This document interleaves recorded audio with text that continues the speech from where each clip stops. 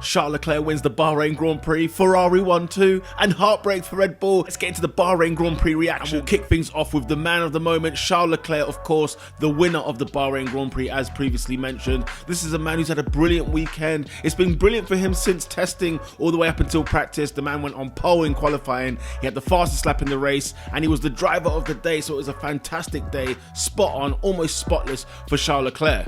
And to add to his drive, he went toe-to-toe with Max Verstappen, not once, not twice, but 3 times. Pound for pound, went with Max Verstappen, the world champion, remember, and he won. And how awesome was it to hear the Italian national anthem yet again, ladies and gentlemen, on the top step, on the podium here in a Grand Prix. It's been good to see Ferrari back on top, even though I support the rival. Kevin Magnussen, welcome back, ladies and gentlemen. K-Mag is back again. What a fantastic race that he had as well. This guy's back like he never left. He's driving phenomenal all weekend long. He was surprising a lot of us, and he finished P5 in this race, of course, with what happened to the Red Bulls. And it's just so good to see Haas with a smile on their face. Zhou Guanyu, I've got to mention him as well. A great debut race. The man did phenomenally well. Had a very good weekend. Had a very good drive. Remember, I predicted him to be the first out, but I tell you what, he was Mr. Reliable. He got in a few little scraps as well. Had his elbows out. He was doing very, very good this weekend. A very good battle with Mick Schumacher. He can be very pleased with his opening debut in a Formula 1 car. Big up to Yuki Tsunoda, who overcame a huge deficit. Remember, the man started P16, he finished the race in P8. The Alpha Tauri of Yuki Tsunoda's was actually not too bad. Gasly, on the other hand, of course, reliability issues there. But Yuki Tsunoda, very, very good race overall. He kind of went under the radar. He claimed up all these places. He had a phenomenal Sunday. Of course, I had to mention Yuki Tsunoda in this. And with that as well, Valtteri Bottas, ladies and gentlemen, in the Alfa Romeo. This is a man who had an absolutely great weekend. He started in P6 and finished in P6, ladies and gentlemen. This is a man who out-qualified Mr. Saturday's George Russell. So how about that? I'm sure he took great pleasure in doing that. Remember the battle between George Russell and Valtteri Bottas on Drive to Survive? Click that video over there if you want to watch it. But yes, the Alfa Romeo in the top 10 comfortably as well. Between them and the Haas, you know, they've been very, very good in these new regulations. Thankfully, we get to see a bit of a quick Alfa Romeo. Remember, Alfa Romeo were a team that were kind of like boring and sort of like irrelevant and sort of dead and buried. But Valtteri Bottas, Zhou Guanyu, they've been bringing that team up. So big up to Valtteri Bottas. So happy to see him P6.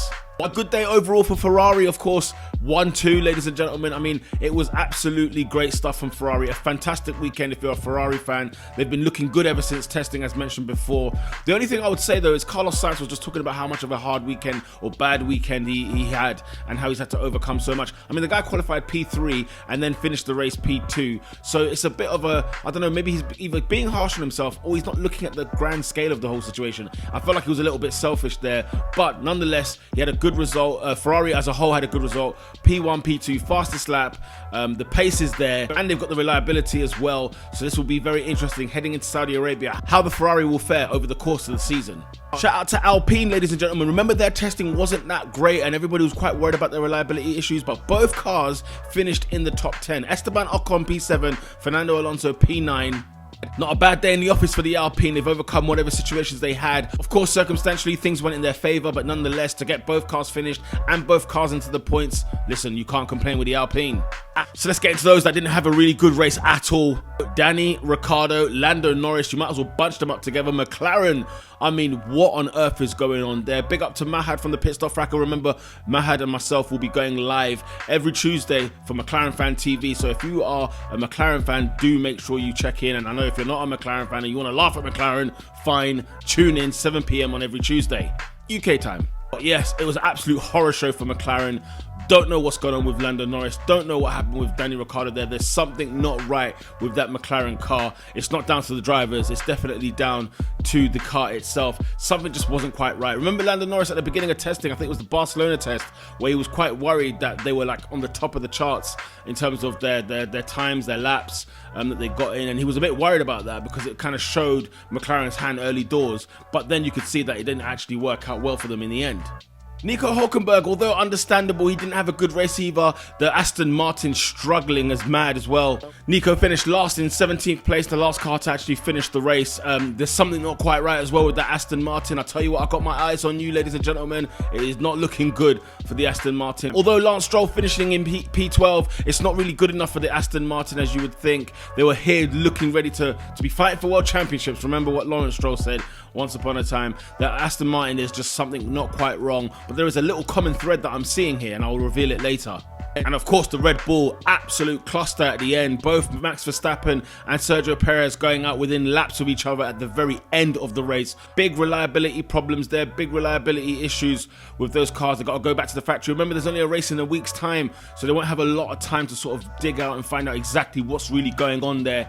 But yeah, that's very, very concerning towards the end of this race, where the Red Bulls absolutely collapsed in literal sense. We wonder what the Red Bull mechanics are going to have to do throughout to get this car back running and making sure it's reliable for the rest of the season. Will it bring down the pace? I don't know. Max looked electric in the race, and he was, giving Charles Leclerc a hard time when it came to the battle. Great battling between those two. Sergio Perez, Mr. Conservative as ever, always kept that car steady, kept it going. He almost got a podium place there, but nonetheless, Max, he absolutely spun out. There was a power failure in that car. Do you remember last year as well?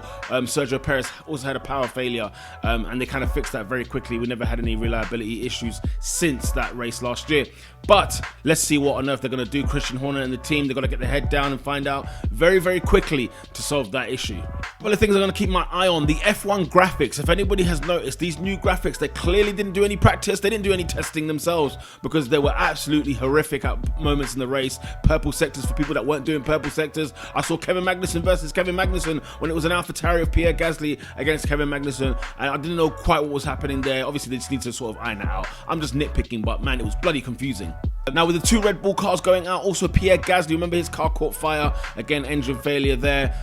So there's some issues there going on with that Honda engine, that Honda Red Bull engine, whatever they want to call it now.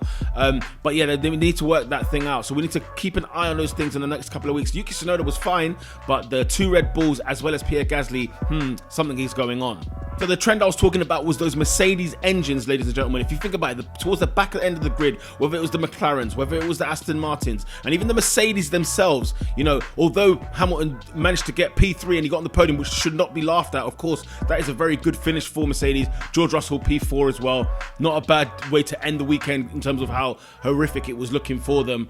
But the Mercedes engine, maybe there's something to discuss there. I'm not entirely sure, because the Mercedes team, the McLarens, and definitely the Aston Martins had an absolute mare this weekend. They haven't quite got it right, and it seems to be the common thread there. So engines need to be looked at this week. Speaking on those Mercedes engines, of course, Nico Hülkenberg replaced Sebastian Vettel because he had the Rona. Sebastian Vettel may be back in the Saudi Arabian Grand Prix, and if you want to know how important the season is for him, then check this video over here.